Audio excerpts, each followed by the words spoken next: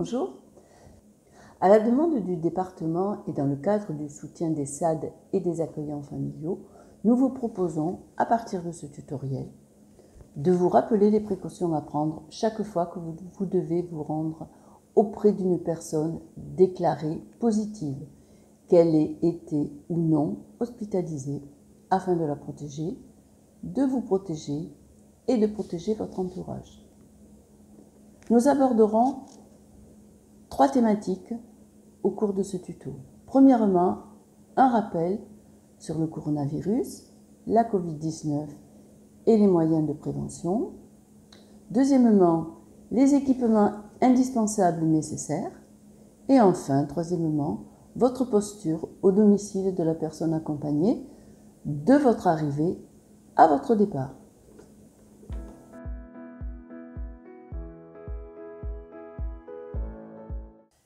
La Covid-19 est la maladie qui fait suite à la transmission par un coronavirus. Le coronavirus est un virus qui se transmet soit de façon directe, par l'inhalation des gouttelettes infectieuses émises par la personne lors de discussions ou d'éternuements ou de toux. Ces gouttelettes se déposent ensuite sur le visage et contaminent notamment les yeux, le nez, la bouche.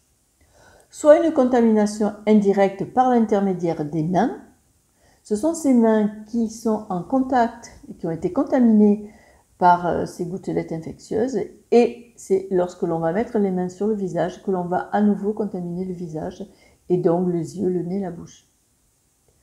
Les moyens de prévention, ils reposent sur l'application des gestes barrières que nous verrons tout à l'heure et le respect de la distance physique, au moins 1 mètre.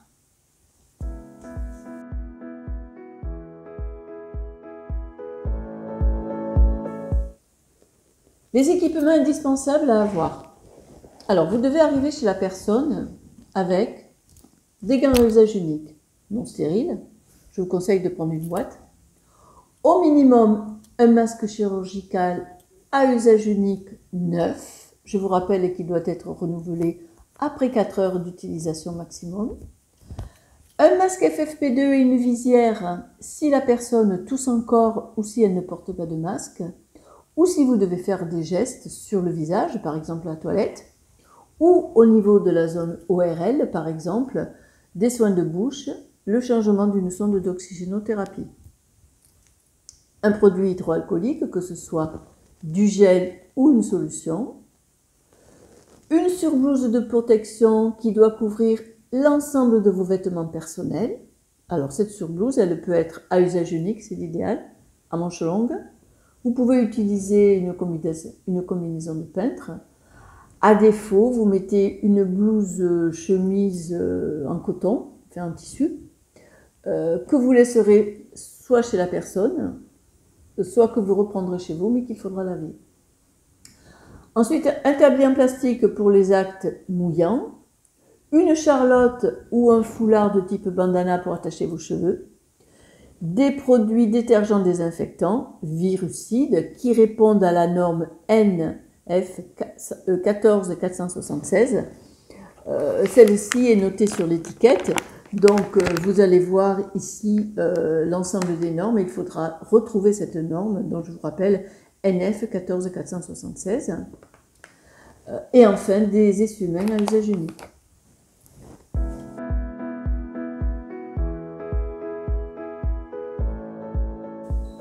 Comment mettre un masque? Avant de mettre un masque, on va se désinfecter les mains avec une solution ou un gel hydroalcoolique. Un masque est constitué d'un endroit et d'un envers. Habituellement, il y a une partie bleue qui va se mettre à l'extérieur, la partie blanche à l'intérieur. On va plier le masque comme ceci, par la barrette métallique. On appose le masque sur le nez et sur le menton. Le masque ne se met surtout pas sous le nez, il ne sert à rien, encore moins sous le menton, ni sur la tête. Lorsque le masque est positionné sur le nez, il ne faut surtout pas le bouger, il ne faut surtout pas le toucher, car on casse les fibres du masque. Si vous avez besoin de boire, vous enlevez tout simplement le masque par l'oreille et ensuite vous buvez et vous remettez le masque. Comment enlever le masque? En l'enlevant par les oreillettes et ensuite on le jette. Ne pas oublier la friction hydroalcoolique à la fin.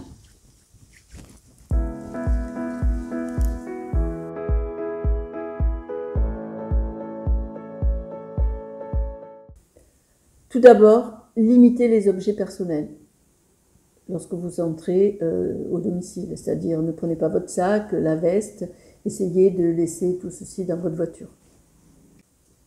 À votre arrivée chez la personne bénéficiaire, saluez en conservant la distance de sécurité, c'est-à-dire sans prendre la personne dans vos bras ni lui faire la bise. Réalisez une friction hydroalcoolique, gel ou liquide. Mettez le masque, mettez une surblouse, mettez la charlotte et aérez le logement. Utilisez le principe de la double protection, c'est-à-dire port d'un masque au minimum chirurgical pour vous et pour toutes les personnes présentes pendant toute la durée de votre prestation.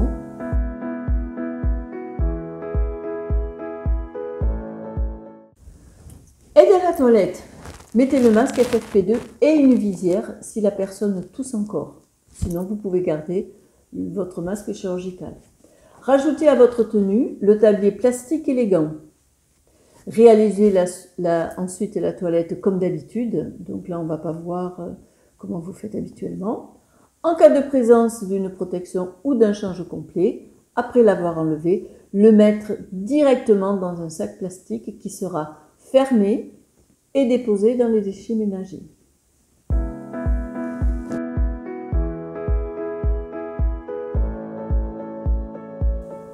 Pour la préparation du repas, il n'y a pas de précaution particulière à prendre. Vous appliquez simplement les règles d'hygiène habituelles, c'est-à-dire vous vous lavez les mains, vous utilisez des surfaces propres et vous rincez les aliments. Pour l'aide à la prise des repas, vous mettez des gants et une visière si la personne tousse, crache ou bave. Vous oubliez tout ce qui est nappe, serviettes en tissu, etc. Vous privilégiez l'usage unique, nappe et serviettes à usage unique. Vous utilisez la vaisselle et les couverts comme habituellement. Vous pouvez prendre la porcelaine. Pour la desserte, vous évacuez les déchets alimentaires dans un sac plastique que vous déposerez dans les déchets ménagers. Vous réalisez ensuite un essuyage humide des différentes surfaces, c'est-à-dire de la table et du plateau, en utilisant le produit dont on a parlé tout à l'heure. Pour la vaisselle, l'idéal, c'est le lavage en machine. Si ce n'est pas possible, il faudra le faire à la main et vous mettrez des gants. Si vous ne pouvez pas utiliser un liquide vaisselle désinfectant, vous allez mettre la vaisselle à tremper pendant 15 minutes dans une eau très chaude avec le liquide de vaisselle habituel, puis vous faites la vaisselle, vous la rincez à l'eau claire, vous l'essuyez dans la foulée et vous la rangez immédiatement.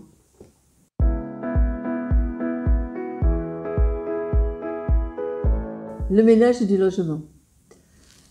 Tout d'abord, vous allez mettre un tablier en plastique pour vous protéger.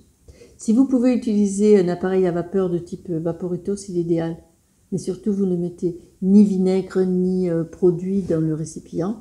La montée en température suffit pour tuer les germes et les virus. Si vous n'avez pas d'appareil à vapeur, vous devez utiliser un produit détergent désinfectant. Vous trouverez cette information sur les étiquettes, comme on l'a vu tout à l'heure. D'accord ? La dilution, la méthode d'application, le temps de contact, idem. Vous suivez les recommandations du fabricant. Et surtout, vous mettez des gants. Pour les surfaces hautes, vous utilisez le produit sur des chiffonnettes, de préférence à usage unique. Si vous n'en avez pas, vous utilisez des chiffonnettes réutilisables et vous les laverez en machine. Vous utilisez autant de chiffonnettes qu'il vous faut. Pour les sols, Vous utilisez des bandeaux de lavage ou des serpillères qui seront lavés systématiquement en machine à 60 degrés. Alors, pour le nettoyage et la désinfection, tout d'abord les surfaces. Tout ce qui est fréquemment touché, c'est-à-dire les poignées de porte, les interrupteurs, la rampe d'escalier, la table, les accoudoirs des fauteuils, le cadre de lit, les chaises, le téléphone, la télécommande de la télé-alarme, l'ordinateur, etc. Pour les sanitaires et les salles de bain, c'est pareil. Les poignées de porte, le système de verrouillage, le ou les lavabos, la douche, la baignoire, les robinets, le miroir, etc. Je vous rappelle que la cuvette des toilettes ou la chaise percée devrait être désinfectée à chaque utilisation. Alors, nous vous conseillons de laisser à disposition de la personne accompagnée un pulvérisateur de produits détergents désinfectants et vous allez leur expliquer comment l'utiliser.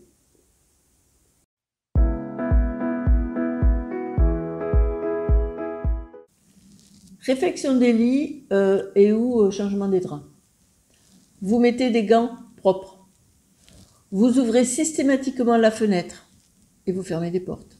Vous secouez pas le linge, vous le plaquez pas contre vous. En cas de changement des draps, vous mettez directement les draps dans la machine à laver, sans les déposer où que ce soit, le sol, la chaise, le fauteuil. Vous lavez le linge à 60 degrés. Si possible, il faudrait le sécher en machine sèche-linge.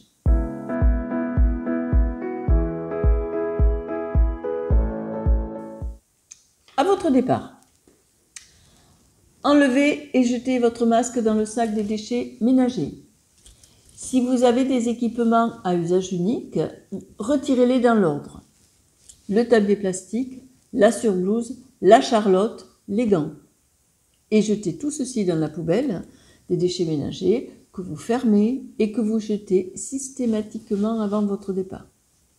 Si vos équipements sont en tissu, il faut les utiliser pour un seul domicile. Bon, vous retirez dans l'ordre la blouse puis le foulard. Si vous les lavez chez vous, vous les déposez dans un sac à plastique et vous les mettrez ensuite à la machine chez vous, mais vous gardez autant de sacs, vous prenez autant de sacs en plastique que de domicile.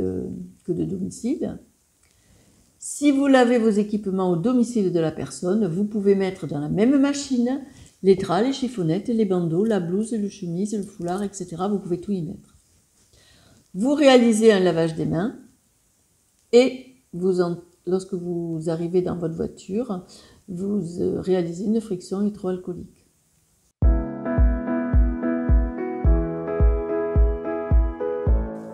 Alors, en conclusion, si vous respectez ces consignes, vous protégerez les personnes qui vous sont confiées, vous serez protégé et vous protégerez vos proches. Je vous propose maintenant de participer à un petit quiz. 10 questions pour tout réviser à l'aide de votre smartphone. À vous de jouer. Au revoir.